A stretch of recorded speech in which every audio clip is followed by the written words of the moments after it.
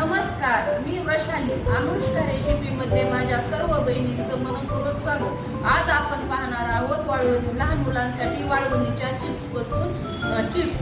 लहान मार्केटचे चिप्स मुलांच्या आरोग्यासाठी घातक असतात, त्याच्यामुळे आज मी घरच्या घरी तुम्हाला दाखवणार आहे चिप्स.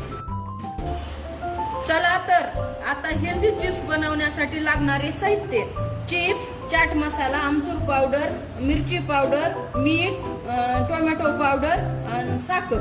चला तर मी आधीच येथे ते गरम व्हायला ठेवलं आहे. आपण चिप्स तळून घेऊ.